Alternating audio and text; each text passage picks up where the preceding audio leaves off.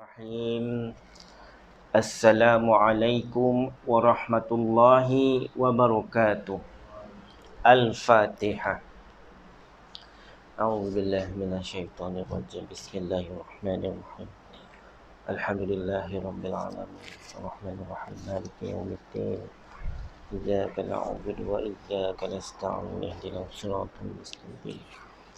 صراط الذين أنعمت عليهم غير المغضوب عليهم ولا الضالين آمين. بسم الله الرحمن الرحيم. الحمد لله رب العالمين والصلاة والسلام على أشرف الأنبياء والمرسلين وعلى آله وصحبه أجمعين. Rahbi sadri wa yarsil al-amri walul uqdata min lisani yafqahu qawli. Amma ba'du. Inna Allaha wa malaikatahu yusalluna 'alan nabi. Ya ayyuhallazina amanu sallu 'alaihi wa sallimu taslima.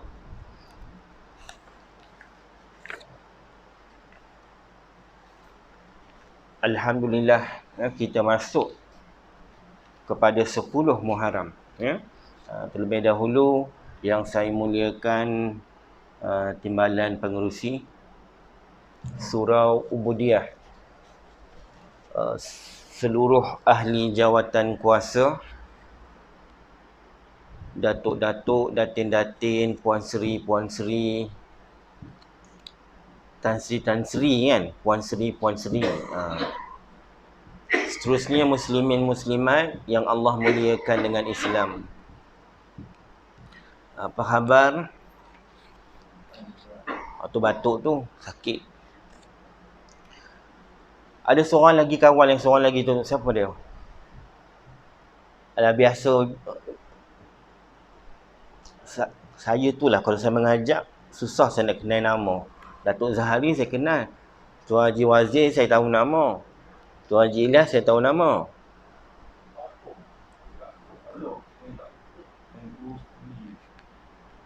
Tok tinggi juga. Yalah, biar masa menentukannya. Baik. Sebelum saya nak buka pengajian kitab kita seperti biasa, kita akan semak dahulu gosip-gosip dalam agama kita ni. Ya.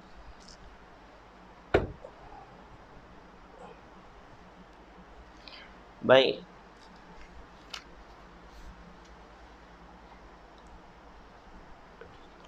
Nak mula kat mana saya tak tahu ni.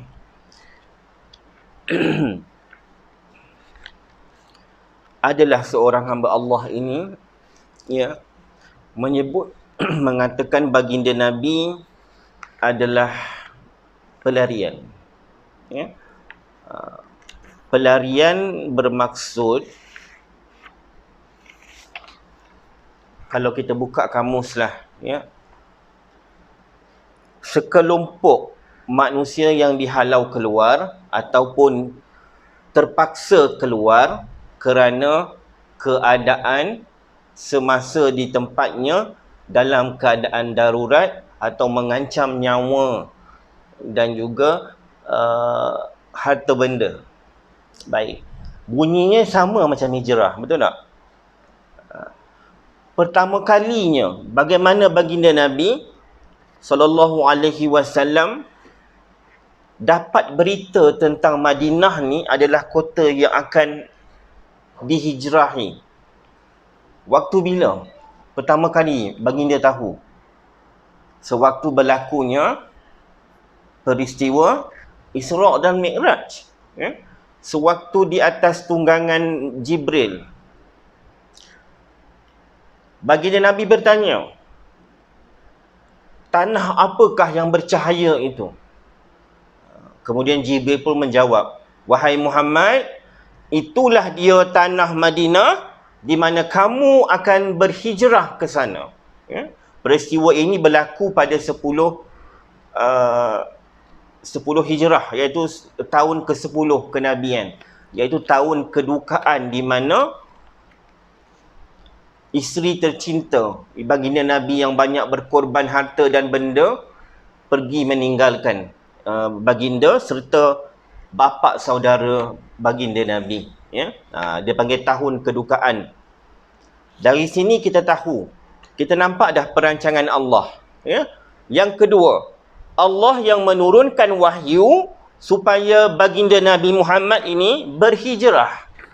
Ya, Allah turunkan wahyu berhijrah. Sebab apa berhijrah? Ramai ustaz selalu sebut hijrah itu sebab nak dapatkan tempat yang baru, kesanan Islam. Tidak. Hijrah ni nak menandakan Allah nak bagi kuasa pada Islam. Ya, kalau tak ada hijrah, kita tidak ada kuasa. Bayangkan kepimpinan hari ini juga, kalau kita tidak ada kuasa dalam agama, orang-orang agama ataupun orang-orang bangsa kita tidak mempunyai kuasa, maka kita akan ditindas. Sebab itulah penghijrahan baginda Nabi ini adalah membuktikan untuk mendapatkan kuasa dalam melaksanakan sistem undang-undang Islam. Sebab itulah ada perjanjian Aqabah 1, perjanjian Aqabah 2, lepas tu ada piagam Madinah. Piagam Madinah ni adalah satu-satunya piagam yang lengkap seumpamanya di dunia. Dia yang pertama, ya. Rom, Parsi semua kalah. Piagam Madinah komplit, sempurna. Sehingga kan unsur-unsur piagam Madinah ni ada dalam perlembagaan Malaysia. Dulu saya dah pernah tunjuk kan perbandingan. Dia ada unsur-unsur tadi dalam perlembagaan Malaysia. Itu yang pertama, kan? Kita bandingkan pula dengan Rohingya. Allah turunkan wahyu ke suruh Rohingya ni datang Malaysia? Tak ada. Tak ada wahyu pun. Wahyu lah dah habis dah. Dah cukup dah. Yang kedua, baginda Nabi ini kiranya Saibah, iaitu keturunan Abu Muttalib ni, asalnya daripada Madinah. Ya, bukannya Mekah. Asalnya daripada Madinah. Jadi apabila baginda Nabi balik ke Madinah, bererti dia balik kampung lah. Masyarakat Rohingya tu dia ada berkampung kat sini ke? Dia balik kampung lah. Tak kan? Tak, dia tidak balik kampung tapi dia datang tempat orang. Ya? Yang ketiga, baginda Nabi disambut dengan meriah sewaktu tibanya di kota Mekah. Di kota Madinah. Disambut dengan selawat, dengan penuh keceriaan, dengan air mata. Ada yang memanjat pohon tamar menjerit memekik. Disebut di dalam kitab Syama'il Muhammadiyah bagaimana keadaan tersebut. Kalau kita baca kitab tu, kita pun rasa seronok. Sebab dia menggambarkan keseluruhan bagaimana gembiranya penduduk Madinah ni. Kita hari ni sambut orang Rohingya gembira tak? Ada kita buat tarian Cak Lepong so nak sambut kedatangan dia? Tak ada kan? Ada bawa bunga mangga, bunga telur, sirih junjung? Tak ada. Jadi kita tak boleh nak samakan. Apa lagi? Itulah dia jawab balas kepada orang yang jahil menggunakan contoh baginda Nabi tu. Dia boleh je guna contoh Rom dan Byzantine sebagainya, tapi dia nak action, nak tunjuk yang dia tu ulama sirah. Dia bukan ustaz pun. Ahmad Sabu ni bukan. Dia memang tidak ada latar belakang agama. Dia adalah seorang politician sahaja. Jadi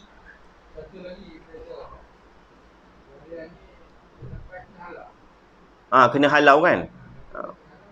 Baginda Nabi disambut dengan selawat sehingga ada yang panjat pokok tamar, dicerita dengan detail tu. Saya baca, kalau baca kitab Syama'il Muhammadiyah ni, kita menangis. Nak katakan betapa orang Madinah ni menanti baginda Nabi ni macam ibarat permata. Sebab dialah pemimpin. Dan yang terakhir, baginda Nabi diundang untuk datang. Kalau kita mengaji perjanjian Aqabah 1 dan 2, di sini menyebut tentang kaum Muhajirin dan Ansar perlu saling bantu-membantu. Disebut di dalam Perjanjian Aqabah 1 dan 2 yang melibatkan puak-puak Israel dan Nasrani, ya. Yang biasalah orang Israel ni, memang Yahudi ni memang suka mengkhianati perjanjian. Kalau dalam mana-mana peperangan, depa ni lah yang tak keluar, sakitlah tanaman banyak nak kena tuai, ya. Jadi mereka tidak berbai'ah dengan sesungguhnya terhadap baginda Nabi dan perjuangannya. Itu yang pertama. Yang kedua, siapa kenal Siti Kasim? Best friend Datuk kot. Ya. Siti Kasim ni, dia menang kes ke atas Jawi. Ya. Saya tak tahu Jawi atau Majlis Agama Islam Melaka.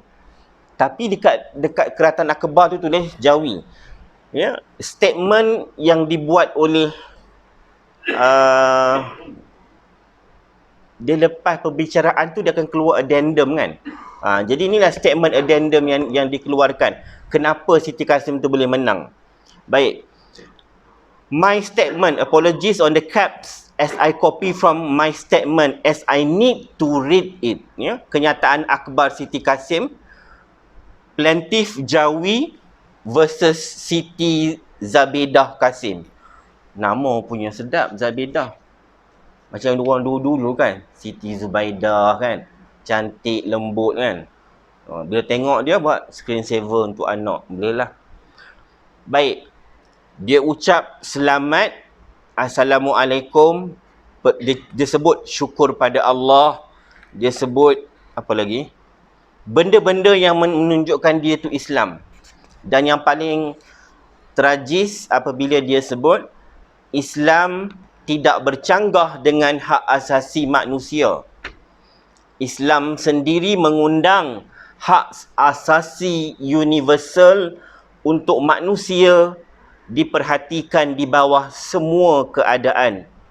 Quran sangat jelas dalam hal ini. Siti Kasim ni, dia guna potongan ayat Al-Quran. Terjemahannya surah Al-Ma'idah ayat yang ke-8. Wahai orang-orang beriman, hendaklah kamu sentiasa menjadi orang-orang yang menegakkan keadilan kerana Allah. Lagi menerangkan kebenaran, dan jangan sesekali kebencian kamu terhadap sesuatu kaum mendorong kamu kepada tidak melakukan keadilan. Hendaklah kamu berlaku adil kepada sesiapa jua, kerana sikap adil itu lebih hampir kepada takwa, dan bertakwalah kepada Allah. Sesungguhnya Allah Maha mengetahui dengan mendalam akan apa yang kamu lakukan. Ni Siti Kasim yang sebut, no? Bukan saya.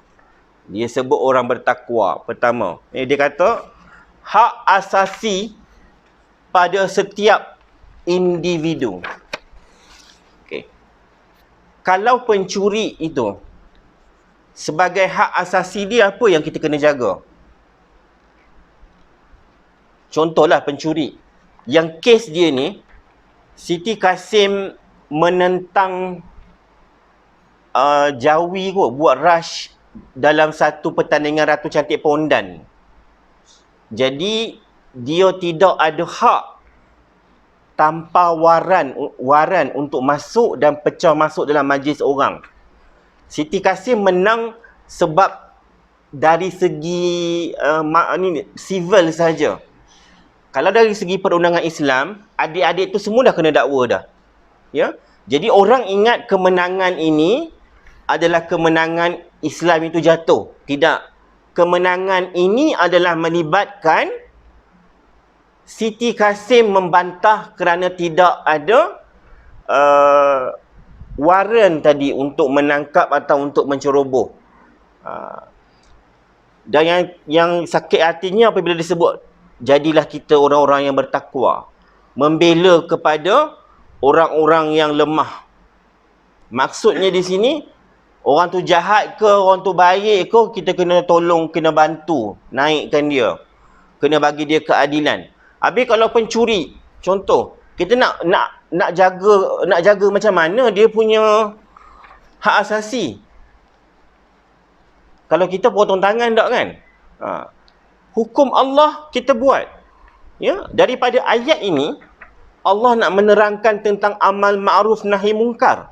Kalau mengikut daripada tafsir Imam Qurtubi, ayat ini menyentuh tentang hak-hak seorang Islam dan bukan Islam di bumi Madinah. Tapi dia takwilkan ayat ini kepada adik-adik yang buat ratu cantik berbanding apa yang disebut sebagai orang bertakwa. Di sini disebut menyelamatkan orang-orang yang bertakwa. Adik-adik itu bertakwa ke? Tidak bertakwa. Kita boleh tengok dari segi perbuatannya. Ya? Musuh Allah adalah musuh kita. Siapa dia musuh Allah? Clarify betul-betul. Siapa dia musuh Allah? Segala hamba Allah yang menentang akan sesuatu yang ditetapkan oleh Allah. Itulah musuh Allah. Musuh kita juga. Tapi nak mengadili, kena ada asas hukum yang betul. Ya, nampak je pondan terus pergi sembelih. Tak boleh lah. Kita kena bicarakan dia. Ya, kalau zaman baginda Nabi ni ada golongan sebegitu. Tahu apa baginda Nabi buat? Pulaukan. Pulaukan, tak ditegur, tak di ni. Saya mengajar kelas LGBT di bawah JAIS. NGO lah. Syahadah volunteer ni di bawah JAIS mengajar tentang grup LGBT. Tapi dah tua-tua lah. Tengok takut. Masa mula-mula mengajar tu rasa macam takut sikit. Sebab dia boleh macam kan. Datang pakai kebaya. Lama-lama dah masuk 3-4 bulan dah tak pakai kebaya dah. Pakai baju biasa, tak pakai make up dah. Maksudnya hidayah tu hadir. Ya, kadang-kadang depa ni ajak keluar makan, bayangkan saya kena ikut. Adik-adik ni tiba-tiba ada satu ustaz dekat tengah-tengah tu. Pergi makan kat UTC, ingat lagi kat food court tu. Setiap kali lepas kuliah pergi makan kat sana. Nampak tak siapa yang hati busuk? Saya kan. Saya didik hati saya ikutkan. Lama-lama dia jadi biasa.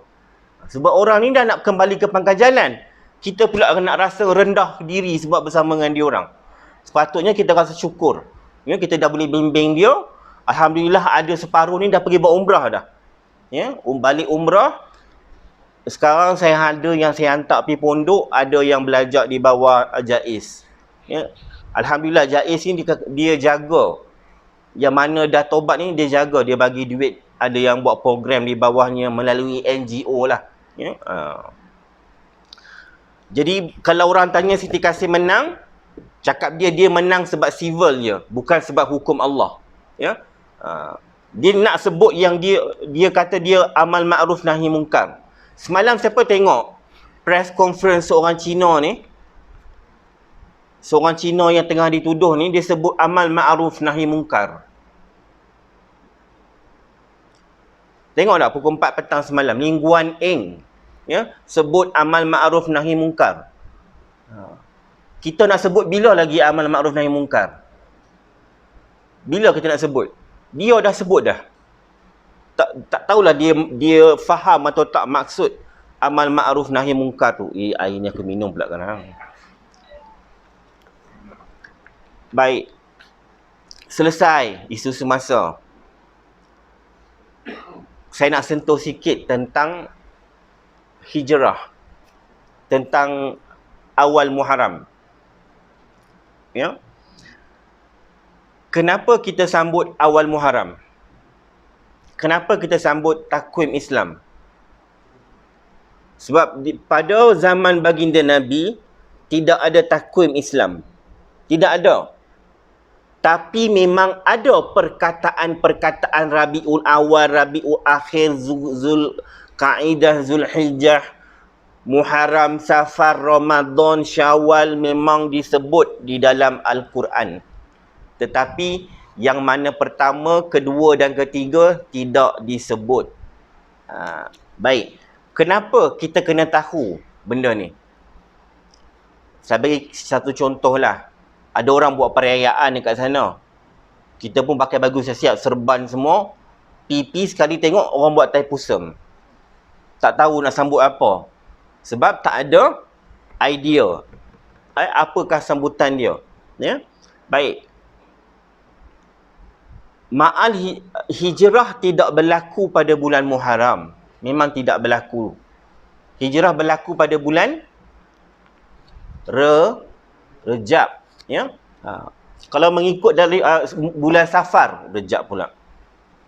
Kalau saya angkat dalil daripada Syama'il Muhammadiyah dan juga kitab Raqi Al-Maktum. Ya? Dua-dua ni adalah kitab muktabar yang diguna pakai ahli sunnah wal jamaah seluruh dunia. Ya? Disebut baginda Nabi tidak berhijrah pada bulan Muharram, tetapi bermula pada bulan Safar. Ya? Pada mana malam 26 Safar tu, pembesar-pembesar Quraisy berkumpul, ya, bersama puak-puaknya, disuruh dihantar pemuda yang paling berani, yang paling gagah untuk membunuh baginda Nabi. Bayangkan kabilah Arab ni dia ada berapa puluh kabilah. Macam orang sini lah, siapa paling kuat? Kalau kata nak bergaduh gangster ke, siapa? Balong Fazil sini. Ni. Bolehlah nampak tegap tu.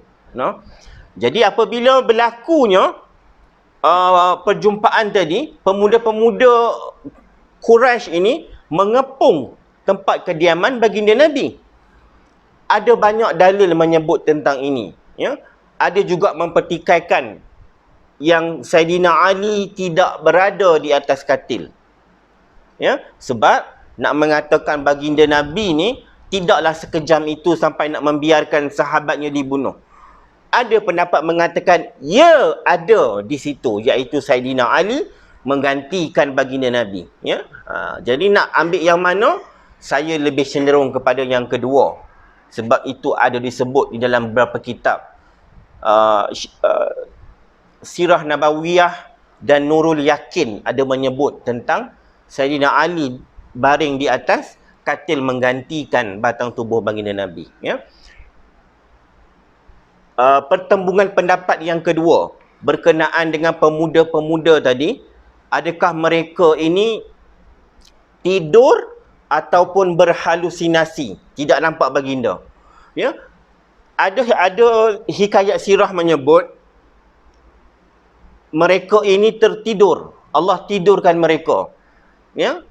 Dan dalil yang kedua, baginda Nabi mengambil debu tanah kemudian dilempar ke udara, ya, sehingga mana baginda Nabi melalui mereka, mereka tidak nampak. Berhalusinasi ke tu? Apa tu? Transparency.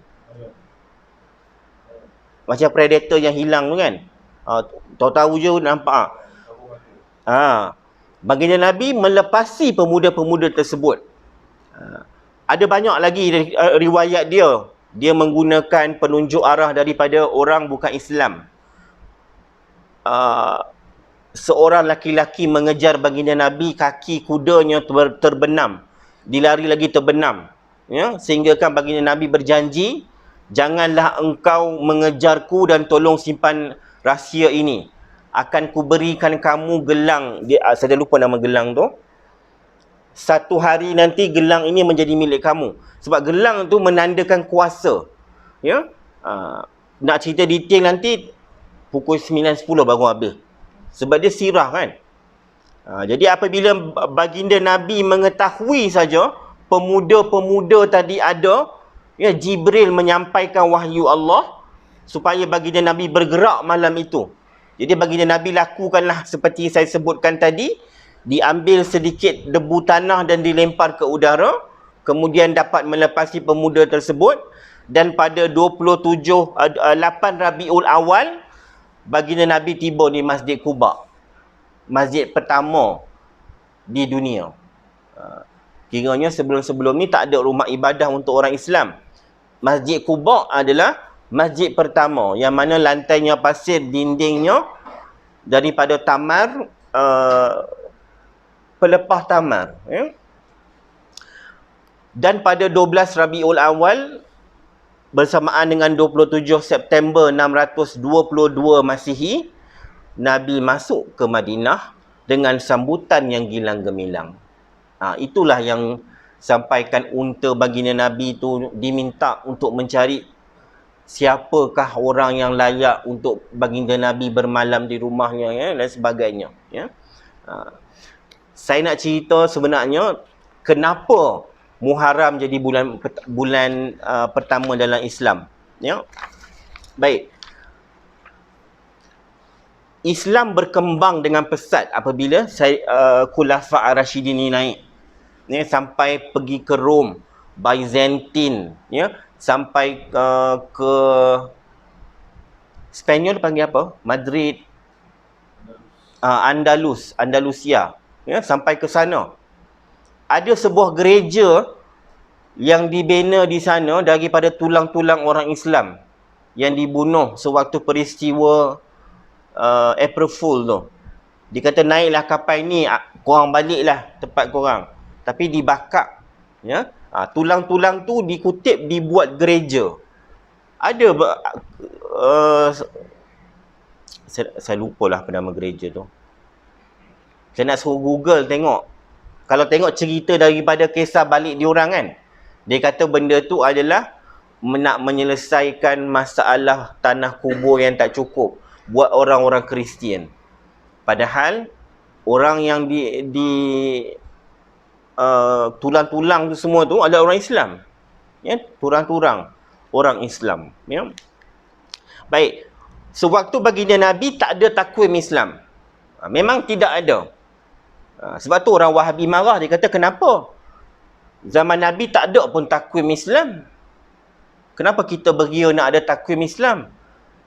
Sebab kita nak ikut perkembangan arus semasa, kena tahu tahun. Habis kalau Tuan Ilyas, saya lahir 17 Hijrah, 17 Muharram. Tahun bila? Saya pun lahir 17 Muharram. Tapi apa pasal Tuan Ilyas nampak muda dari saya? Contohlah, kan? Kan tak nampak, kita tak ada tahun, kan? Jadi tahun itu perlu. Jadi sahabat ni pun duduk dan berbincang. Dia kata macam mana kita nak cari permulaan bagi takwim Islam ni. Maka sahabat pun adalah yang keluarkan pendapat. Yang pertama katanya, kita ikut daripada tarikh baginda Nabi dilahirkan. Baginda Nabi lahir pada 12 Rabiul Awal. Itu pendapat jumhur. Tapi banyak pandangan lain lagi. Tapi yang paling rajih untuk diangkat 12 Rabiul Awal, ya. Itu kelahiran Nabi. Yang pendapat kedua pula bagi pendapat, apa kata kita ikut pula waktu penurunan surah pertama. Ya, surah pertama ni kat mana berlaku dia? Gua Hira, surahnya Iqra, ya. Dia kata kita kira daripada tahun itu.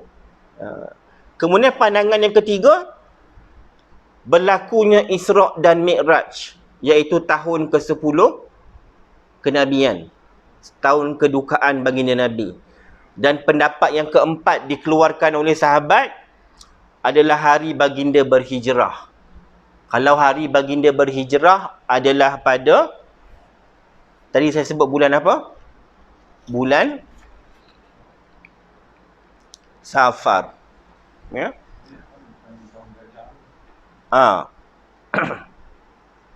Tak dengar. Tahun gajah tu kira tahun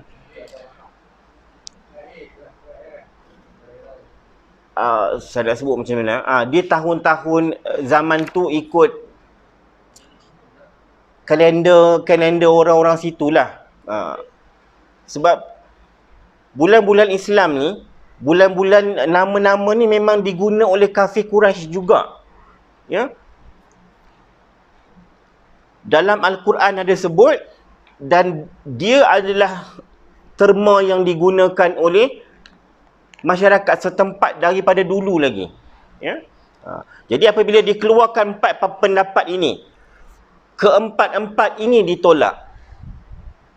tetapi dipilih Muharram. Kenapa Muharram?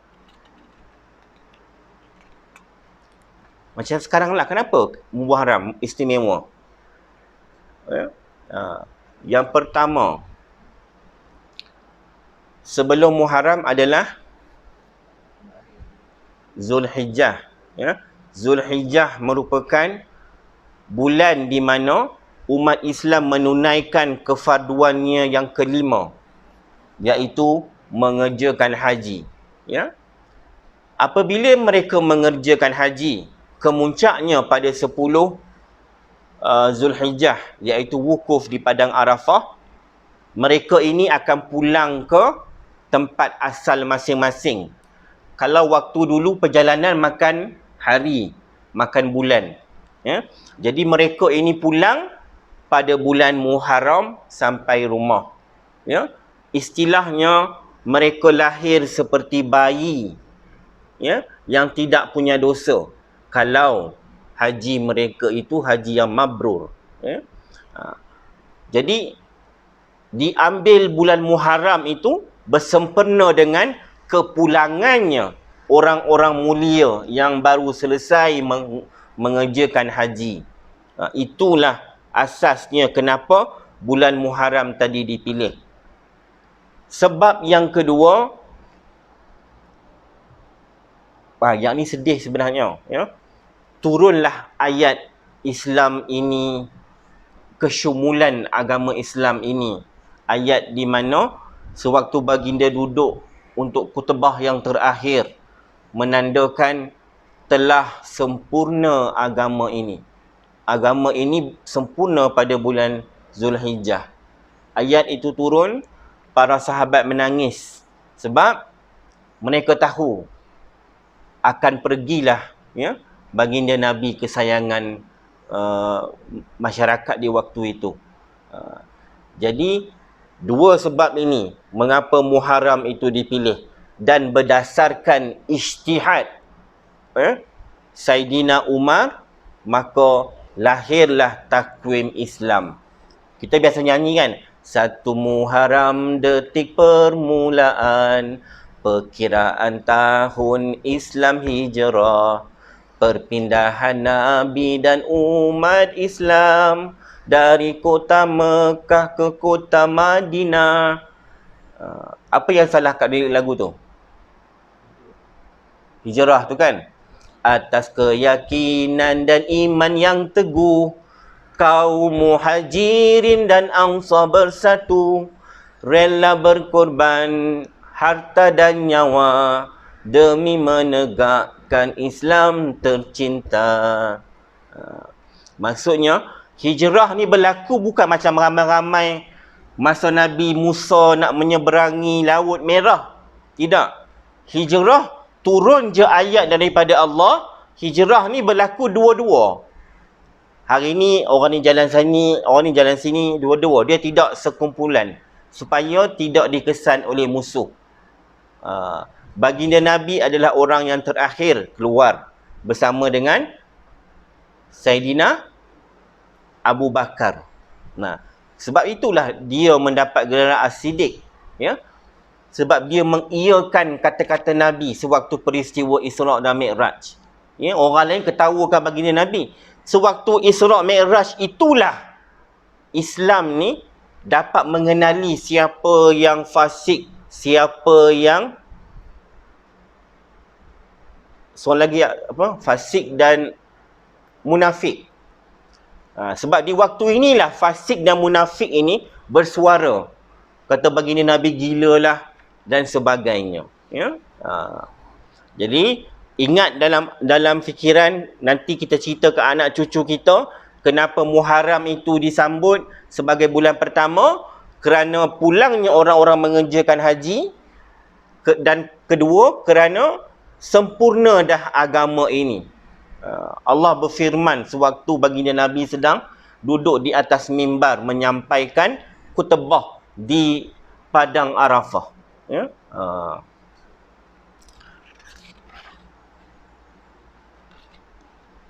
Itu je saya nak sebut tentang hijrah. Habis dah masa.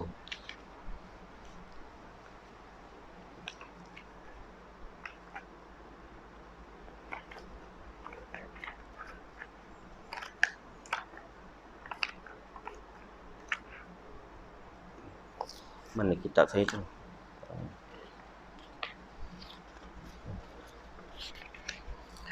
Baik, kita sambung pengajian sikit je sebab masa tak lama dah. Kita semak balik dalam Al-Quran, dekat berapa tempat disebut tentang arahan bersolat. Pertama, surah Al-Baqarah ayat yang ke-3.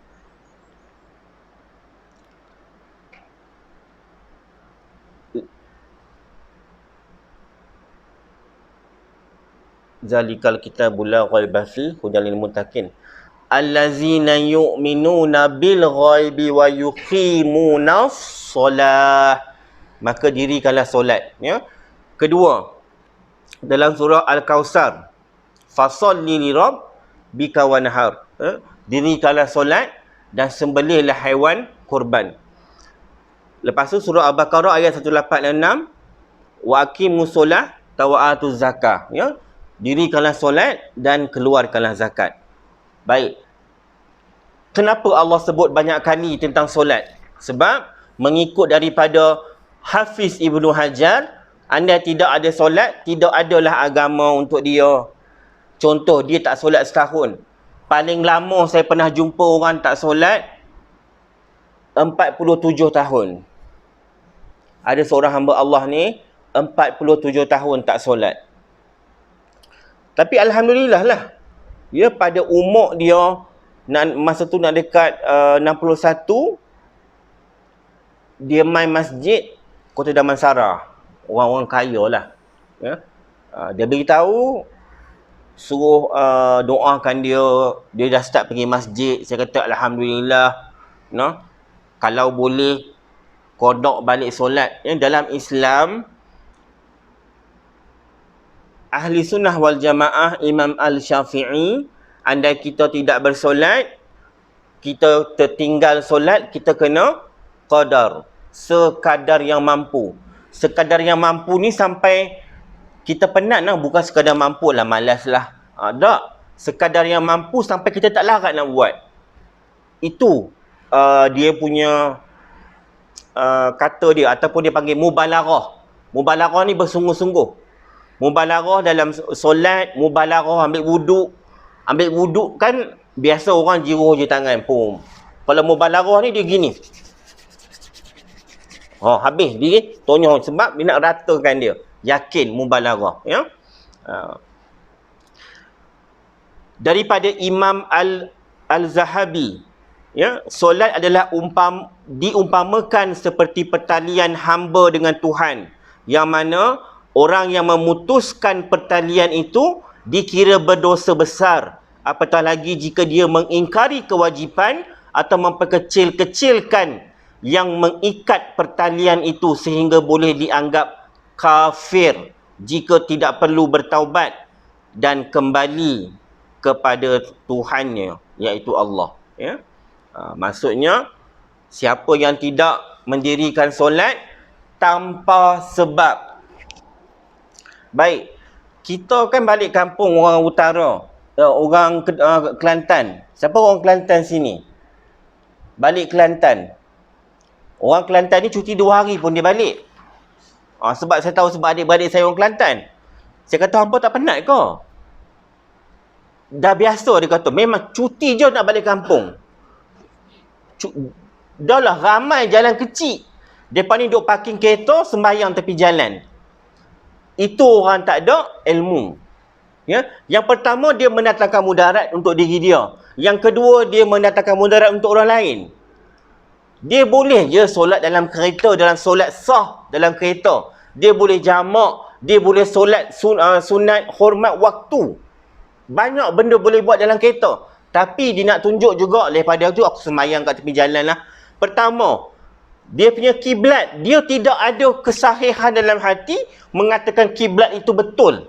Ya, dia ada satu ilmu falak ni, kalau kita belajar, kita kena yakin yang itu kiblat. Setakat handphone kita ni, ya Allah, bila-bila masa je boleh lari daripada alignment. Kereta pun boleh lari alignment. Ini kan pula medan magnet yang berada dalam telefon tadi yang nak menentukan arah kiblat. Jadi Dia pun marah. Orang sembahyang salah, tak sembahyang salah. Itulah nak membezakan orang bodoh dan orang tidak bodoh. Ataupun orang yang berilmu atau tidak berilmu. Kita boleh buat solat hormat waktu. Sampai sana nanti, hang sembahyanglah. Ya? Kalau hang mati tengah jalan, hang dah buat solat hormat waktu, tak apa, Allah terima. Tak perlu takut. Ni dok, tunjuk sembahyang. Saya tak tahu lah mereka ni nak menunjuk ke atau memang mereka ni jahil. Tapi kalau mengikut mufti, Pahang kata haram. Sebab laluan itu adalah laluan kecemasan. Yang tempat mereka berhenti sembahyang tu. Dan mendatangkan mudarat yang besar. Ya? Daripada Ibnu Abbas radhiyallahu anhu, hadis ini pengertiannya mengingatkan tentang solat tersebut bukanlah bererti meninggalkan solat itu sama sekali, malah yang dimaksudkan mengakhirinya dari waktunya. Dia tengah solat, tiba-tiba dah masuk asar. Bererti solat tadi tidak diterima. Ini pendapat Ibnu Abbas. Ya? Tetapi ulama mazhab berbincang, antara penetapan yang diangkat, dia ada 3. 1, tolak terus. Dia guna dalil yang ni. 2, andai kata dia solat tadi separuh-separuh, diterima dah. Contoh, dia nak solat zuhur 4 rakaat, 2 rakaat dah settle, masuk je nak masuk ketiga, azan. Yang pendapat yang ketiga, asalkan dia dah angkat takbir, lepas tu azan, masih diterima. So dia ada 3 pendapat di sini. Nak raikan yang mana, ambil lah. Kalau saya ambil yang 50-50 tadi. Ya, kita dah berada, dah tahiyat awal dah lepas kita berdiri, diterima yang itu. Ya. Maksudnya, kemudian mereka digantikan oleh keturunan-keturunan yang mencuaikan sembahyang, serta menurut hawa nafsu dengan melakukan maksiat. Mereka akan menghadapi azab di dalam api neraka, kecuali orang-orang yang bertaubat dan beriman serta beramal soleh. Yang ni diambil daripada surah Maryam ayat yang ke-59. Ya.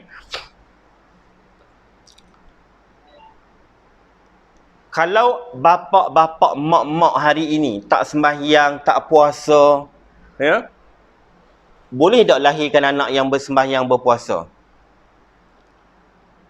Boleh, dengan izin Allah. Tapi selalunya tak ada. Dia akan ikut perangai.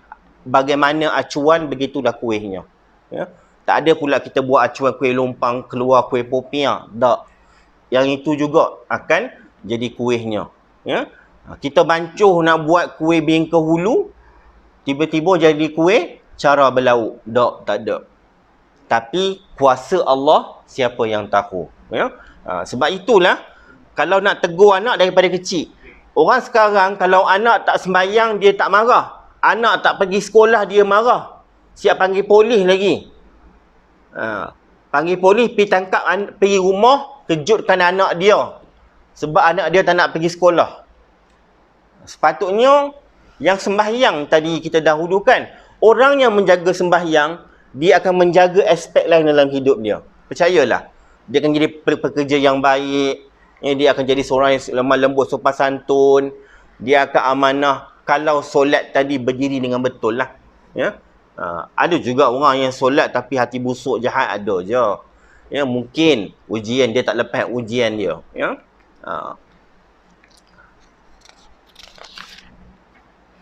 Saya rasa cukuplah sekadar itu. Ya? Dah 7.30 dah. Tekak kering dah ni. Ada soalan? Alhamdulillah. Tak ada soalan. No? Berarti hati itu terang. Ya? Dia belajar ni dia ada 2. Satu hati benak, satu hati terang. Hari ni terang semua. Alhamdulillah. Ya? Apa tu? Saya mengajak dekat, sekarang ni saya banyak mengajar kat Kota Damansara. Saya dapat 3 tempat kuliah tetap di Kota Damansara. Salah satunya adalah satu masjid ni. Masjid ni tak besar. tapi dia berada di dalam kawasan perumahan orang kaya. Saya masuk je, jejak kaki kat kapet dia, hilang kaki saya. Saya panik ni, cari kaki saya. Oh, rupanya tenggelam duk kapet tu, tebal tu. Tapi jemaah dia macam ni lah. Sopan jadi jemaah dia. Orang-orang tua yang berharta lah. Dia jenis banyak, bukan surau banyak. Sendiri-sendiri, seorang-seorang mai datang. Hulur berapa dia nak hulur. Seronok mengajak sana. Seronok. Cuma kurang orang lah. Sebab dia surau dia, masjid dia ni surau Jumaat. Dia buat surau Jumaat. Dia nak naik taraf masjid tapi tak dapat kebenaran, dia surau Jumaat. Tapi cantik, memang cantik. Ia antara dua tempat yang paling cantik saya pernah mengajar di surau tersebut, dan satu lagi Masjid Sungai Sekamat. Pernah pergi Masjid Sungai Sekamat? Binaan luar dia moden, dalam dia macam contemporary Parsi macam tu. Warna putih semua, tak ada warna-warni. Sebab kita nak khusyuk solat, kita kena plain, kosong je. Ya? Apa?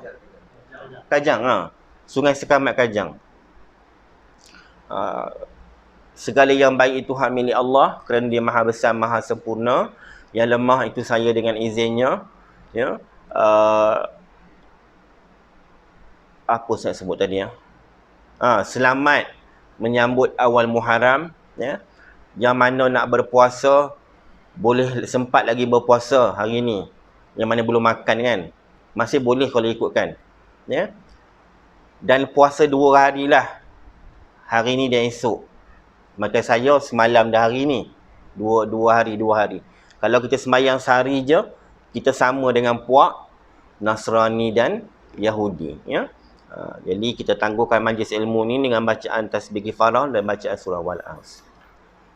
Bismillahirrahmanirrahim. Subhana inta kuntu fa'alil azim. Bismillahirrahmanirrahim. Wal-As innal insana lafi khusr illa allazina amanu wa amilus solihati wa tawasaw bil haqq wa tawasaw bis sabr.